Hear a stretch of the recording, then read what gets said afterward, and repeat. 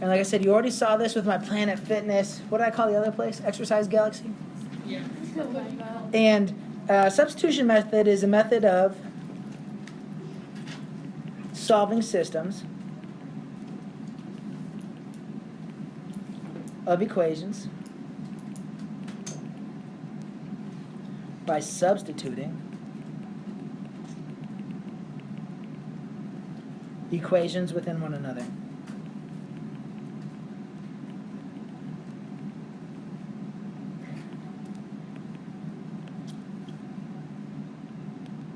And remember, the reason we can do that is because where two lines cross, x is the same, y is the same. So things are interchangeable then if they're the same. Okay? And you know, I hate steps, so I'm going to write these steps down just in case you need it, like for notes tonight. But I'm gonna hammer big ideas the whole time so that we don't need steps. But big picture, what we're going to do is we're going to look to have an x or y isolated. And the reason we're going to want that is we can substitute something in for x, something in for y. Okay? Then we are going to substitute one expression in for the other and solve for a variable. Because when we substitute in, what it will do is it'll take us from having two variables, x, y, to just one variable, x, x, or y, y. If there's just one variable in the equation, we can solve for that variable. Then what we'll do is we'll get an answer like x equals something, and we'll substitute that back in to pump out the other variable, right? Because if it's where two lines cross, our answer is always going to be an ordered pair, because the place that two lines cross is a point on a graph. That's an ordered pair. So we need both an x and a y. It's also tempting in some of these to like think you got an answer. You're like, okay, x equals something. Well, you're not done, because then you need the y. It feels like you finished, but you didn't. So for number one in your notes, maybe I should take the pictures, because you know me. I'm not good at writing brackets, but maybe I should just keep... Whoo! That one's pretty good. All right, anyway. So this is a lot like my workout problem we started with. Again, big idea where my two lines cross. What do I know about the x and y values? They're the same. So if these y's are the same, that means I can take that value and stick it in for that y. Which means 4x minus 1 is the same thing as 2x minus 5 where my two lines cross. Right? I'm referencing that specific point. From here, I'm hoping from Unit 2, we're in Unit 8, that your equation works good where you can solve for x. I like to get it on the same side first. Not a have-to thing, but it'll be less steps. And then I'm going to isolate my variable. And I'm going to kind of cruise through this just because I think we should be there. So I got to ask, so do you see how it's time to be like, okay, I'm done? Feels a little bit done, doesn't it? But we're not. We only have half of an ordered pair. What's cool is it's pretty easy to get the y value. So like, it doesn't matter which equation I put it in because it's where they cross. When x is negative 2, what is y? Well, it doesn't matter which equation I pump that x into. I'm going to do it that bottom one. Y is 2 times x minus 5, which means when x is negative 2, y would have to be negative 9, which is the spot where these two lines intersect or the solution to this system. What can we always do with our ordered pair? Check it. Okay? Let's slap negative 2 into here. That's negative 8 minus 1. Is that negative 9? 9. Okay, let's slap negative 2 into here. Negative 4 minus 5. Is that negative 9? Okay. So big picture, let's recap what happened. I have two lines. I know where they cross. Y is the same. So I can take this value and put it in for this y because the y's are the same. I solve for x. X is negative 2. Once I know x is negative 2, it doesn't matter which one of these I put in. I put it in for x, then I'll figure out what y is. If I put a negative 2 in here, I get negative 8 minus 1 is negative 9. It's the same answer. It doesn't matter which one you put them in because where they cross, it's the same. Everything's based on the idea that where these two lines cross, it's the same. Then everything else kind of follows suit, right? Number 3 in your notes. So you're going to notice number 3 in your notes is a little different. We got one in standard form, right? So you might be thinking, oh, hey, we can do it the same way we just did it if we solve for y, correct? But I'm not going to do that. You don't have to, because here's why. When these two lines cross, what's true about their y values? They're the same. So If this y equals x plus 9, guess what that y equals? X plus 9, where they cross. So that means 3x plus 8 times y, which y is x plus 9. That is equal to negative 5. Again, it's based on the idea that where these two lines cross, what's true about their y values? They're the same. So if y is x plus 9 in the top equation, y is also x plus 9 in the second equation. So I just put x plus 9 in for y. Now, you got to make sure you put it in parentheses there, right? Because the whole y is x plus 9. Joe? Wait, would you distribute the 8? Oh, yeah, that's definitely what I'm doing. I got 8 x plus 9s, right? So that's 3x plus 8x plus 72 equals negative 5. From there, it's just solve for the variable, right? So I got 11x plus 72 is negative 5. Subtract 72 from both sides. If 11x is negative 77, then x has to be negative 7. Okay, so hold up there. Wait, does it work with like 2x? So, now that I know what x is, how am I going to figure out what y is? Substitute this into one of the lines, and it'll pump out the y. Now, which one's easier? One's definitely easier than the other. The first one, right? So I'm going to take this. I'm going to put it in there.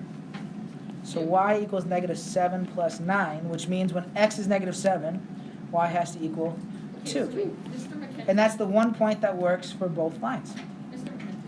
So number 4 on your notes is next. What do you notice is different about this one, guys? What does that have x? It's x equals, but guess what? It doesn't matter because where it crosses, what's true about the x and y's?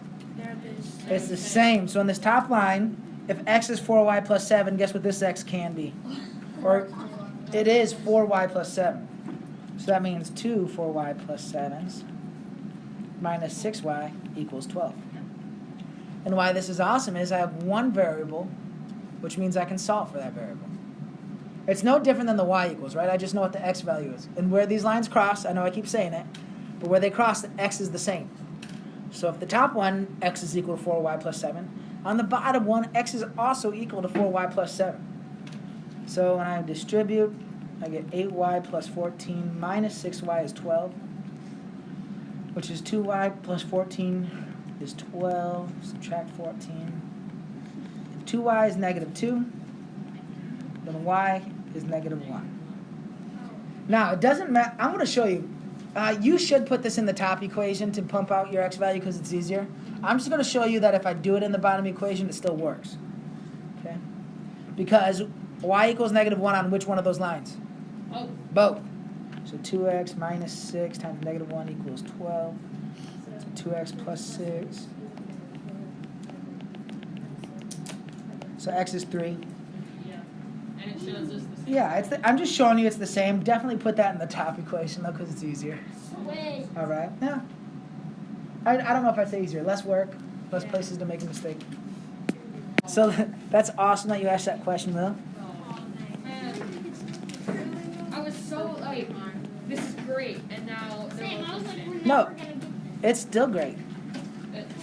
So here's your thing that you just asked. These are both in standard form, right? yeah. In order to use substitution method, we only need x equals or y equals. The rest of them. Is one of these kind of nice to make that happen? The top. Yeah, the top one. What variable could we solve for pretty nicely? 2x. Yeah, the top one. We could get y alone pretty nicely on the top one. So if I had 2x plus y equals negative 2, and I subtract 2x from both sides, I have y equals negative 2x minus 2. Now I have a y equals situation, right? So what I like to do is I write that underneath over here. And then I like to just do one cross so I can still reference that equation if I want to, but like knowing that I redid it. So this new equation, y equals negative 2x minus 2, isn't a new equation. It's just the first equation rewritten. So everybody go with what I did there? Everybody see that that's definitely the easiest way to get a variable along? Yeah. Okay. You just do it. Then, y is negative 2x minus 2, so this y has to also be the same thing where the lines cross. So that means that 5x plus 3 of those negative 2x minus 2's has to equal negative 8. So no difference in understanding. Again, the two lines cross, x and y are the same. I'm using that to my advantage here to get one variable. So 5x minus 6x minus 6 equals negative 8. So That means negative x minus 6 is negative 8. Negative x is negative 2. So x is 2. No, don't box it, Mr. Merrick. I like to circle. Okay. So, I know what x is. Now I can get y. I'm going to plug it in. I think this is the easiest spot. You can plug it into any of them and it'll work, right? Because the point's true on both. So y is negative 6. And let's test our point. That's our answer, 2, negative 6. So, but Mr. Mackenzie, so if you have them both in standard form, You just need to get one of them to be... convert them. Yes. Well, There's no way to do it. you have, with the skill set you have today, yes. Oh, so we're going to learn how to do it if they're both in standard form. You're going to learn another method that you could choose to use if they're both standard. If this second method harder, Different. better. Yes. I use them all interchangeably depending on what I need. Actually, I use graphing the least. Because, did you notice graphing was hard to like tell where they cross sometimes? Yeah. But, so here's why you do graphing though. It's the visual of two lines are crossing, right? Yes. Okay. It's the So basic. let's slap a 2 in here. I get 4 plus negative 6 is negative 2. Is that true? Yep. Okay. Let's slap a 2 in here. I get 10 and negative 18 equals negative 8. My line works for both. Joe. So looking at number 7 again. If I'm going to use substitution, I need an x equals or y equals. What's the thing that looks like it's going to be the easiest to get along? Top one for x, right? Yeah. So if I have x plus 5y equals 4, I can get x alone by subtracting the 5y. Right? So I like to just rewrite it over here. You'll probably see why next class. And I like to just do a simple line in case I want to reference it, but just know that my extra line down here is that line. So what's true where they cross about their x values? It's the same, so I can take this x value and put it in for that one since it is that, which means 3 times x, which is negative 5y plus 4, plus 15y is negative 1.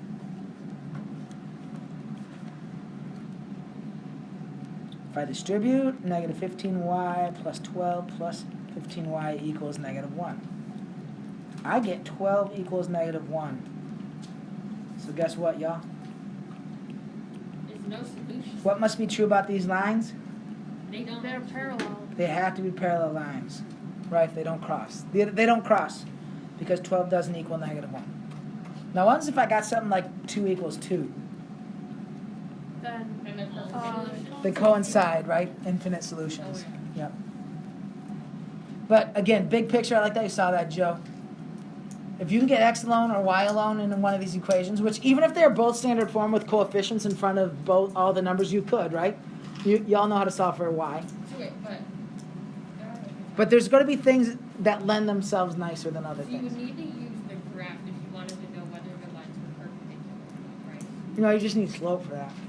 And you can get slope of any of these lines. You could use intercepts, you can get the m value. Yeah. So let's do that. Let's prove that. So I'll go to a new slide. We have these two lines. What, that was 7? Is that right? Yeah. That's a 4, not a y. 15y equals negative 1. So I'm just going to solve for y to get slope. So on this one, the slope's negative 1/5, right? Okay, so on this one, let's solve for y.